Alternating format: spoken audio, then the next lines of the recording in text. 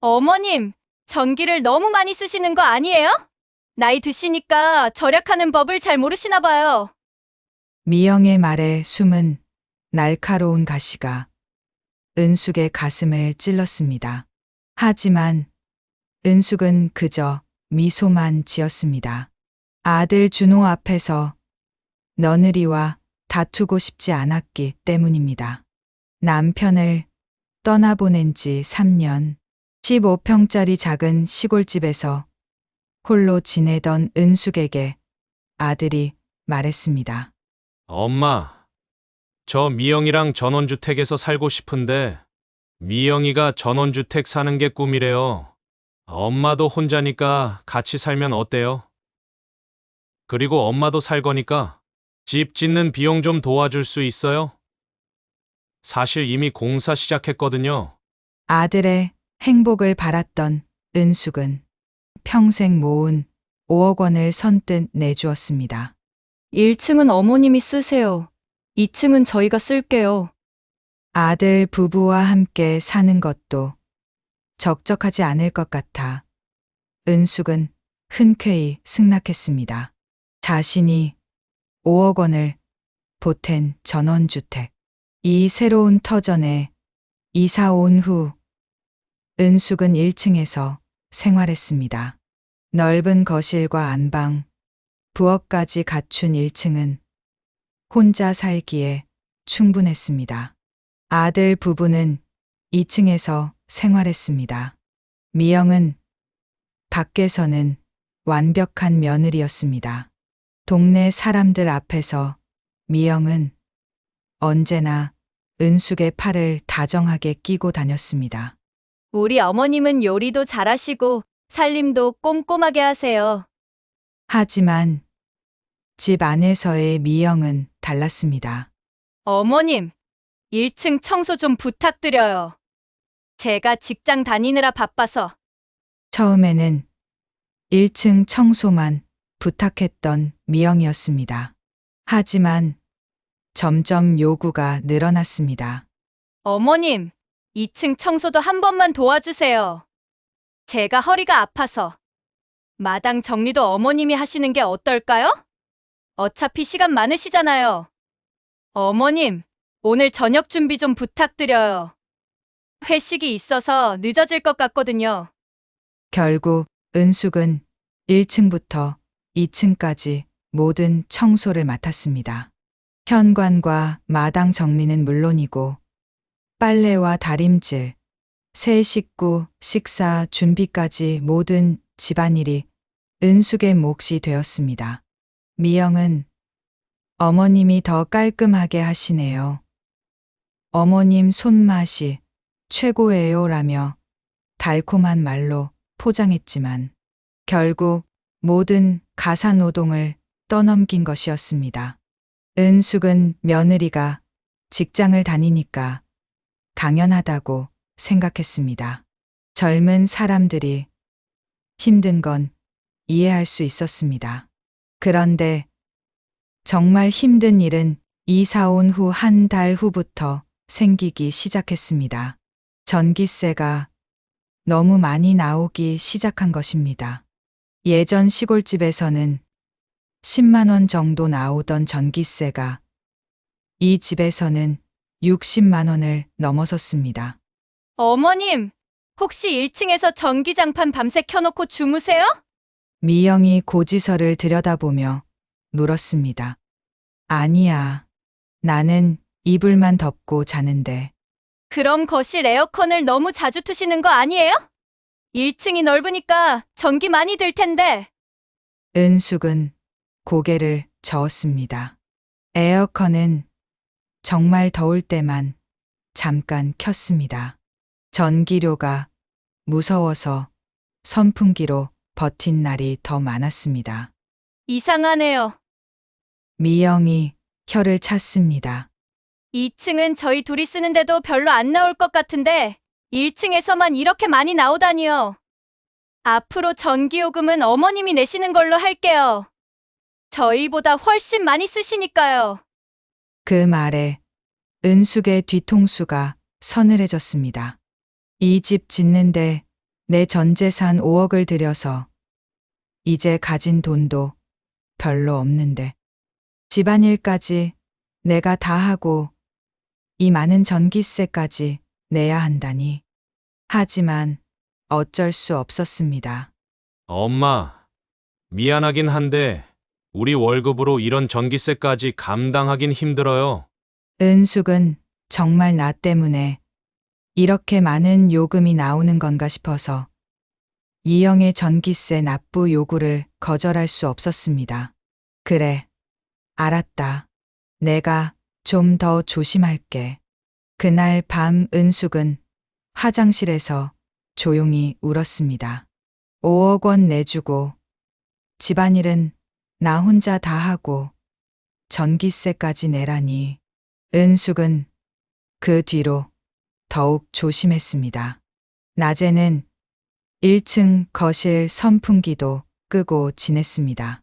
밤에도 전기장판 대신 두꺼운 이불을 덮었습니다.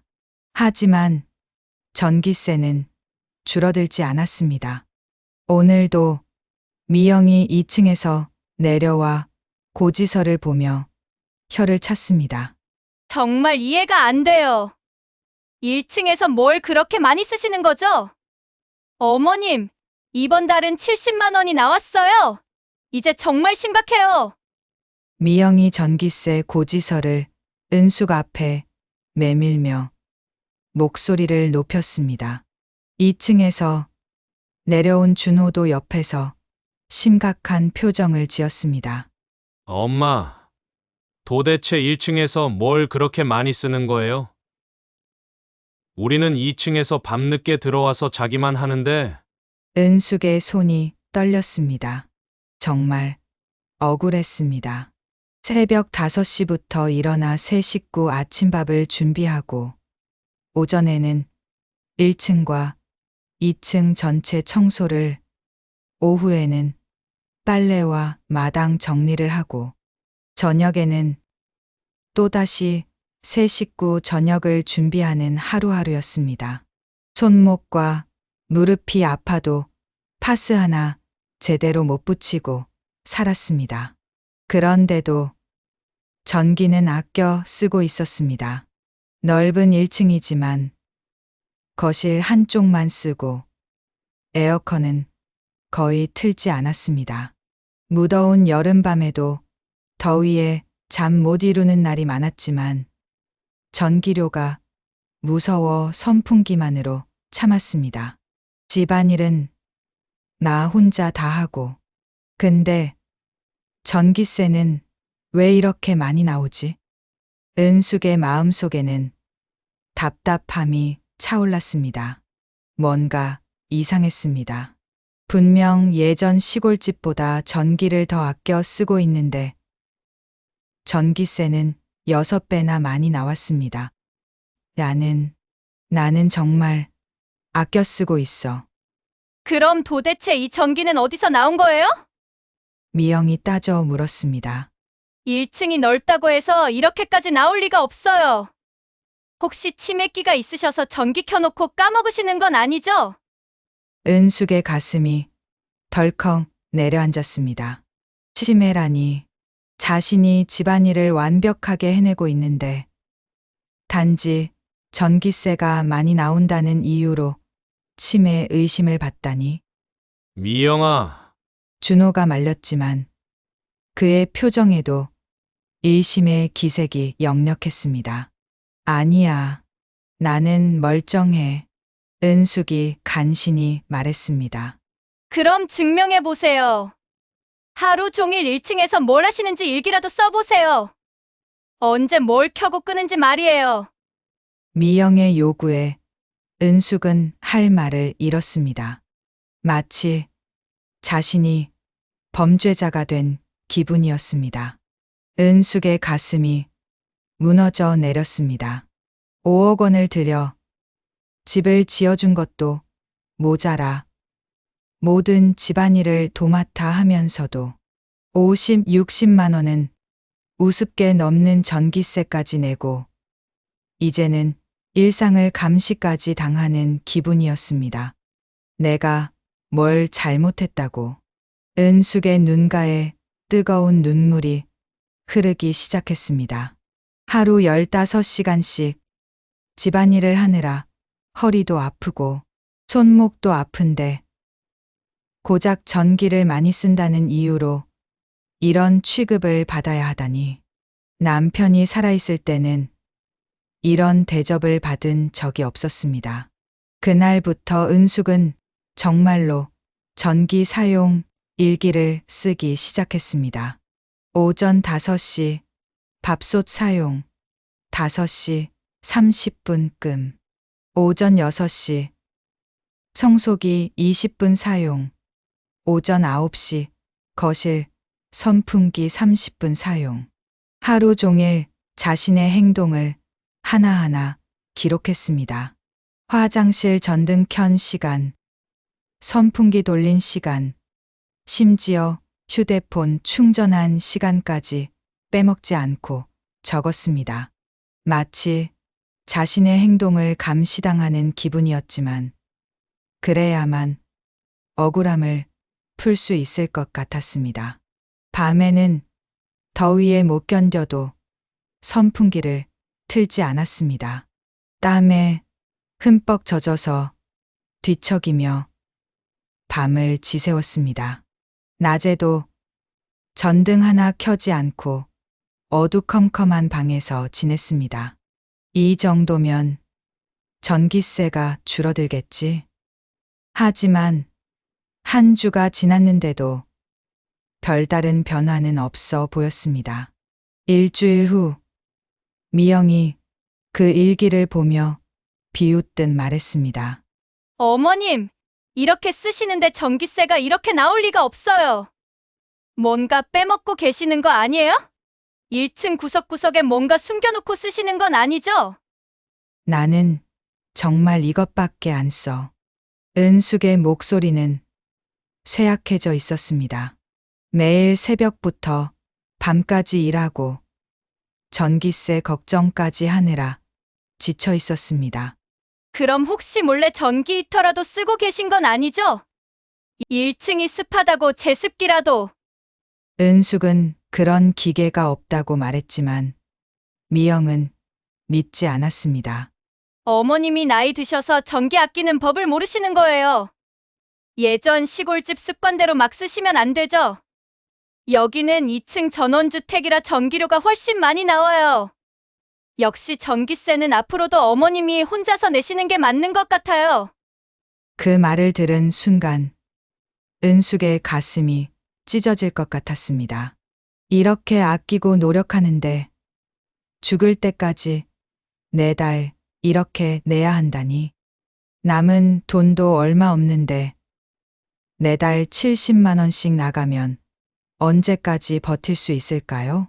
하지만 정말 자신 때문에 전기세가 많이 나오는 것 같아서, 그리고 아들 앞에서 며느리와 싸우고 싶지 않아서 거절할 수 없었습니다. 알았다. 내가 내마. 목소리는 떨리고 있었지만 달리 방법이 없었습니다. 그날부터 은숙은 더욱 극도로 전기를 아꼈습니다. 밤에는 깜깜한 방에서 지내고 낮에도 커튼을 활짝 열어놓고 자연광만으로 지냈습니다. 하지만 이상하게도 전기세는 줄어들지 않았습니다. 마을 슈퍼에서도 은행에서도 미영은 같은 말을 했습니다. 우리 시어머님이 1층에서 전기를 너무 많이 쓰셔서 고민이에요.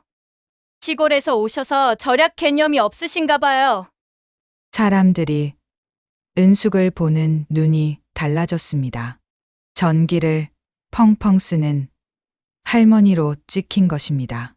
길에서 만나면 수근거리는 소리가 들렸습니다. 저 할머니가 전기를 얼마나 많이 쓰시는지 아세요? 아이고, 나이 드시니까 그런가 봐요.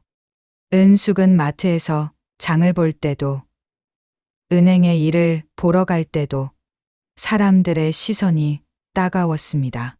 마치 자신이 동네의 골칫거리가 된 것 같았습니다.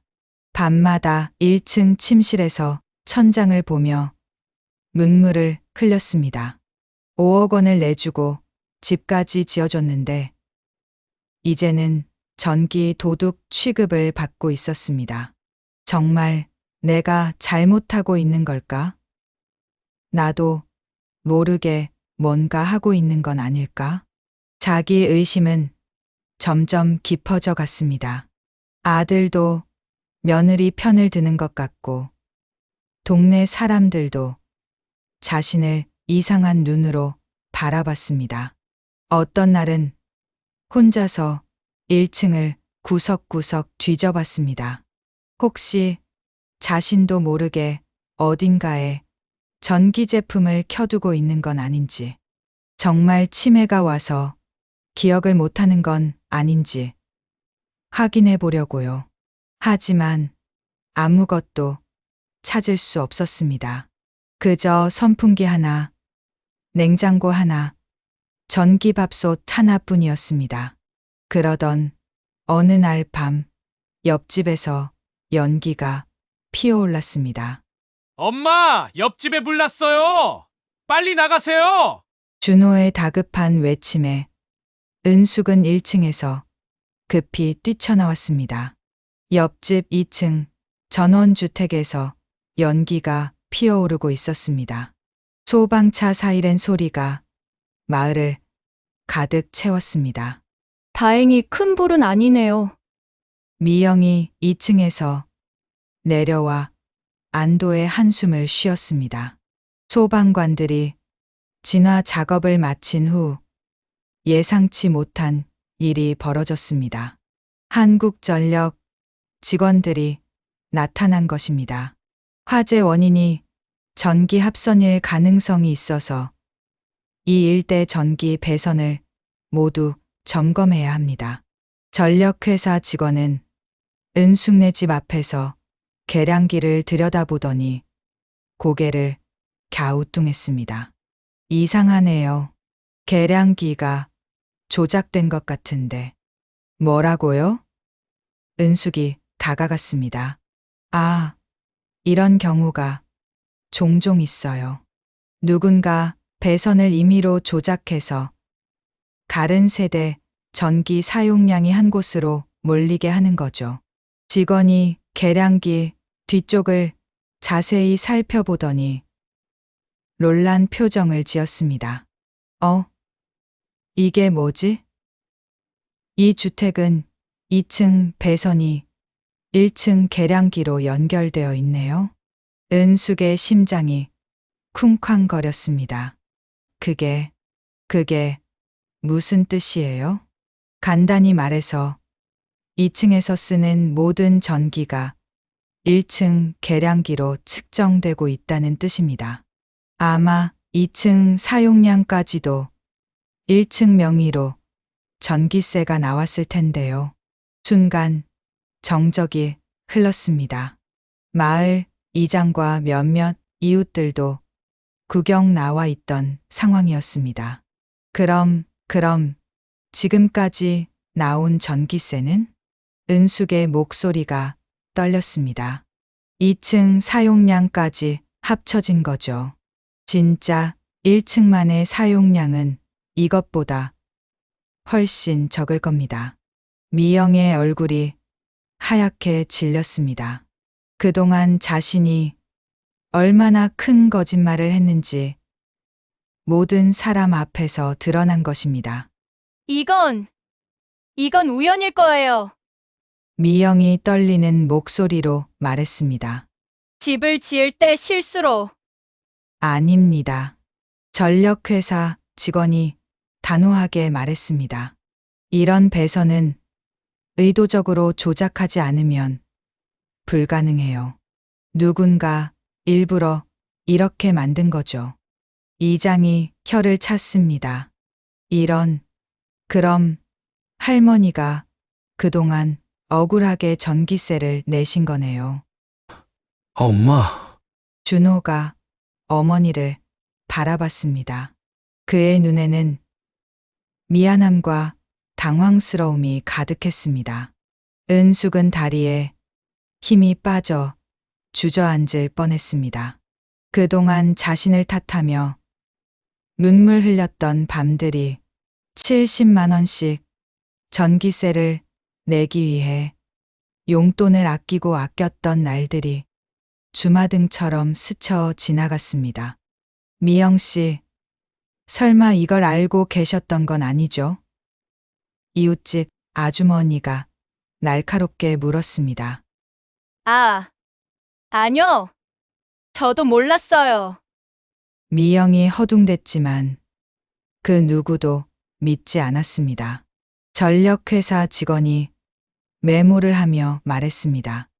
일단 1층하고 2층 배선을 정상으로 복구해 드릴게요. 앞으로는 요금이 따로 구분돼서 나올 겁니다. 은숙은 그제야 자신이 미쳐버리지 않았다는 것을, 자신의 기억이 정확했다는 것을 알았습니다. 하지만 동시에 며느리가 얼마나 교활했는지도 깨달았습니다. 어머님, 정말 몰랐어요. 미영이 다가와 사과했지만 은숙은 그녀를 똑바로 바라보았습니다. 그 눈빛에는 더 이상 참지 않겠다는 결의가 담겨 있었습니다. 몰랐다고? 은숙의 목소리가 낮게 깔렸습니다. 그동안 참아왔던 모든 분노가 한꺼번에 치밀어 올랐습니다. 정말 몰랐다는 거야? 미영이 고개를 끄덕였지만 은숙은 이미 1층으로 들어가고 있었습니다. 곧 안방 장롱에서 커다란 봉투를 들고 나왔습니다. 엄마, 그게 뭐예요? 준호가 물었습니다. 은숙은 대답 대신 봉투를 바닥에 쏟아부었습니다. 지난 1년간 모아둔 전기세 고지서들이 우수수 쏟아져 나왔습니다. 이것 봐. 은숙이 고지서 한 장을 집어 들었습니다. 58만 원. 이것도 봐. 67만 원. 여기는 74만 원. 이장과 이웃들이 웅성거렸습니다. 2층 전원주택치곤 너무 비정상적인 금액이었습니다. 내가 이 나이에 이런 돈을 어떻게 마련했는지 아니? 은숙의 목소리가 점점 커졌습니다. 내 용돈을 아끼고 아껴서 병원비까지 줄여가며 냈어. 어머님, 진정하세요. 미영이 말렸지만 은숙은 멈추지 않았습니다. 진정하라고? 지금까지 나를 뭘로 봤는데? 은숙이 고지서들을 미영 앞에 흩뿌렸습니다. 전기 아끼는 법도 모르는 늙은이로 봤지? 치매에 걸린 할머니로 봤지? 미영이 뒷걸음질 쳤습니다. 이런 은숙을 본 적이 없었습니다. 동네방네 다니면서 뭐라고 했어? 은숙이 한 걸음 더 다가섰습니다. 시어머니가 전기를 펑펑 쓴다고, 나이 들어서 절약할 줄 모른다고 했지. 어머님, 저는 정말 정말 뭐? 정말 몰랐다고? 은숙이 비웃었습니다. 집을 지을 때부터 이렇게 배선을 조작해 놓고 몰랐다고? 전력회사 직원이 끼어들었습니다. 이런 조작은 전문 지식이 있어야 가능합니다. 그냥 우연히 될 수 있는 일이 아니에요. 이웃집 아주머니가 혀를 찼습니다. 그럼 처음부터 계획한 거네요. 시어머니 등쳐먹을 생각으로. 아니에요. 정말 아니라니까요. 미영이 소리쳤습니다. 그럼 이 1년 동안 내가 얼마나 괴로워했는지 아니? 은숙의 목소리가 터져 나왔습니다. 매일 밤 잠도 못 자고 내가 정신이 나간 건 아닌지 걱정하고 새벽 5시부터 밤 10시까지 너희 집안일 해주면서 병원도 못 가고. 그리고 너희는 뭐 했어? 은숙이 준호와 미영을 번갈아 보며 소리쳤습니다. 5억짜리 집에 공짜로 살면서 나를 무료 가정부로 부리고 전기세까지 나한테 내라고 했지. 준호가 어머니의 팔을 잡으려 했지만 은숙은 뿌리쳤습니다. 너도 마찬가지야. 엄마보다 며느리 말을 더 믿었지. 5억 원 내준 엄마를 치매 걸린 사람 취급했지. 내 피 같은 돈을 이렇게 빼앗아 처먹고도 잠이 오더냐? 은숙이 미영을 똑바로 쳐다보며 소리쳤습니다. 1년 동안 800만 원 넘게 전기세를 빼먹고도 모르는 척하고. 이장이 고개를 저었습니다. 참 못된 짓을 했네요. 5억 원 내준 시어머니를 이렇게 속이다니. 말도 안 돼요. 다른 이웃도 혀를 찼습니다. 효자 며느리인 줄 알았는데 이런 사람이었다니. 준호의 얼굴도 창백해졌습니다. 아내의 거짓말에 놀란 것보다 어머니에게 한 자신의 행동이 더 부끄러웠습니다. 은숙은 바닥에 흩어진 고지서들을 내려다보며 떨리는 목소리로 말했습니다. 이제 알겠어. 내가 얼마나 호락호락한 늙은이인지 알겠다고. 짐 싸서 나가. 은숙의 목소리는 차갑고 단호했습니다.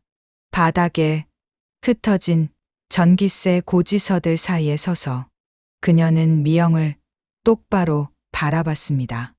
엄마, 그건 너무... 준호가 말하려 했지만 은숙이 손을 들어 막았습니다. 이 집이 누구 돈으로 지어진 줄은 알지? 은숙의 목소리가 떨렸습니다. 내가 평생 모은 돈 5억 원으로 이 전원주택을 지어줬는데. 은숙은 대답할 수 없었습니다. 전기세는 물론이고 관리비에 생활비까지 내가 대고 있잖아. 이웃들이 숨을 죽였습니다. 5억이라는 거금에 모두가 놀란 것입니다. 그리고 지금까지 뭐 했어? 은숙이 계속 말했습니다. 내 돈으로 지은 집에서 나를 무료 가정부처럼 부리고 전기세는 800만 원 넘게 빼먹고 그러고도 나를 치매에 걸린 사람 취급했지. 미영이 흐느끼며 무릎을 꿇었습니다. 어머님, 제발 용서해 주세요. 다시는 안 그럴게요. 용서? 은숙이 비웃었습니다. 1년 동안 얼마나 빼먹었는지 계산해봤어? 매달 70만 원씩 840만 원. 거기다 관리비까지 합치면 1000만 원이 넘어. 5억짜리 집 지어주고 무료 가정부로 부리고 1000만 원까지 더 뜯긴 셈이지. 준호의 얼굴이 창백해졌습니다. 엄마, 저희가 잘못했어요. 잘못했다고? 은숙이 아들을 노려봤습니다. 너는 더 한심해. 5억 원 내준 엄마를 치매 걸린 사람 취급하고 며느리 말만 믿고. 이장이 혀를 찼습니다. 이런 할머니가 5억이나 되는 집을 지어주셨는데 이런 식으로 보답을 했다니. 다른 이웃도 고개를 저었습니다. 5억 원이면 정말 큰 돈인데 은혜를 원수로 갚았네. 이제 다시는 내 등에 기생충 붙어 살게 두지 않는다. 은숙이 단호하게 말했습니다. 내가 5억 원 들여 지은 내 집에서 하루 15시간씩 청소하고 요리하는 무료 가정부가 되어서 전기세까지 내가면서 왜 눈치를 봐야 해? 미영이 마지막으로 애원했습니다. 어머님, 정말 몰랐어요. 집 지을 때 업체에서. 그만해. 은숙이 냉정하게 말했습니다. 변명은 됐고 지금까지 빼먹은 돈부터 계산하자. 그리고 오늘 밤 안으로 나가. 전력회사 직원이 정리를 마치며 말했습니다. 배선 복구 완료했습니다. 고맙습니다. 은숙이 정중히 인사했습니다. 결국 준호와 미영은 그날 밤 짐을 싸서 나갔습니다. 미영은 울면서, 준호는 고개 숙인 채로 2층에서 내려왔습니다. 준호가 마지막으로 은숙의 마음을 돌려보려 했지만 은숙은 돌아보지 않았습니다. 그 다음 날 저녁, 은숙은 넓은 1층 거실에 앉아 차를 마셨습니다. 자신의 5억 원으로 지은 집에서 이제는 마음 편히 모든 전등을 켰습니다. 에어컨도 틀고 TV도 큰 소리로 틀었습니다. 더 이상 전기료 걱정도, 누구 눈치도, 무료 가정부 노릇도 할 필요가 없었습니다. 이제야 내 집이 밝아졌다. 은숙이 따뜻한 차를 한 모금 마시며 중얼거렸습니다. 2층은 비어 있었지만 1층만으로도 충분했습니다. 자신의 5억 원으로 지은 집에서 자신이 주인으로서 강당하게 사는 것. 이것이야말로 진정한 평화였습니다. 창밖으로 보이는 정원도 마당도 모두 그녀의 것이었습니다.